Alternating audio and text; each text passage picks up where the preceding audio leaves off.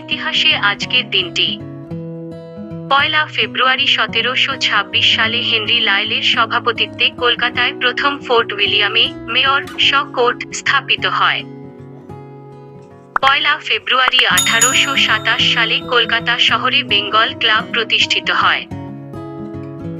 1 ফেব্রুয়ারি 1831 সালে বুশ ক্লাবের উদ্যোগে কলকাতা শহরে প্রথম চারুকলা প্রদর্শনীর উদ্বোধন হয়। 1 ফেব্রুয়ারি 1836 সালে চার্লস মেটকাফ প্রেস আইন বলবৎ করেন।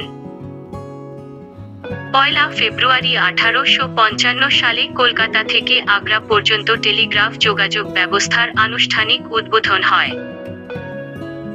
1 ফেব্রুয়ারি 1862 সালে বঙ্গীয় আইনসভার বেঙ্গল লেজিসলেটিভ কাউন্সিল প্রথম সভা অনুষ্ঠিত হয়।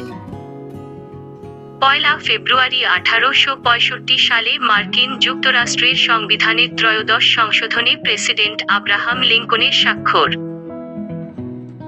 1 ফেব্রুয়ারি 1871 সালে ভারতে বালিকা বিদ্যালয়ে শিক্ষয়িত্রীর অভাব দূর করার জন্য ভারত সংস্কার সভার উদ্যোগে কলকাতার পটলডাঙ্গায় একটি শিক্ষয়িত্রী বিদ্যালয় স্থাপন করা হয়।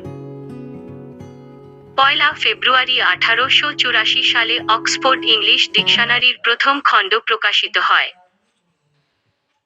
1 ফেব্রুয়ারি 1893 সালে টমাস আলভা এডিসন প্রথম চলচ্চিত্র স্টুডিও ব্ল্যাক মারিয়ার অবকাঠামো নির্মাণ নিউ জার্সি অঙ্গরাজ্যের ওয়েস্ট অরেঞ্জে শেষ করেন। 1 ফেব্রুয়ারি 1897 সালে দক্ষিণ কোরিয়ার প্রাচীনতম ব্যাংক হিসেবে সিনহান ব্যাংক সিউলে তাদের কার্যক্রম শুরু করে।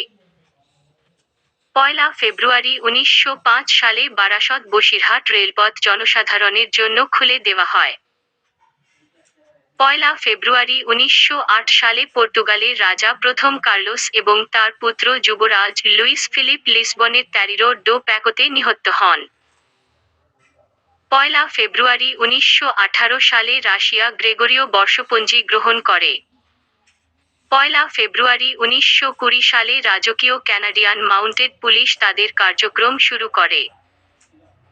1 ফেব্রুয়ারি 1924 সালে যুক্তরাজ্য সাবেক সোভিয়েত ইউনিয়নকে স্বীকৃতি দেয়। 1 ফেব্রুয়ারি 1942 সালে ভয়েস অব আমেরিকা প্রতিষ্ঠিত হয়। 1 ফেব্রুয়ারি 1946 সালে নরওয়ের অধিবাসী ট্রিগভে হাবডেন লি জাতিসংঘ বা রাষ্ট্রপুঞ্জের প্রথম মহাসচিবের পদে আসীন হন। 1 ফেব্রুয়ারি 1953 সালে কলকাতার আলিপুরে অবস্থিত ইম্পেরিয়াল লাইব্রেরির জাতীয় গ্রন্থাগার নামকরণ হয় এবং এটি জনসাধারণের জন্য খুলে দেওয়া হয়।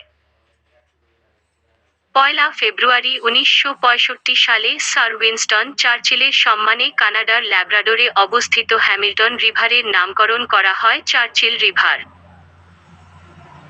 1 ফেব্রুয়ারি 1968 সালে কানাডার 3টি সামরিক সংস্থা the royal Canadian navy, the Canadian army এবং দ্য রয়্যাল কানাডিয়ান এয়ারফোর্স একত্রিত হয়ে কানাডিয়ান ফোর্সেস হয়।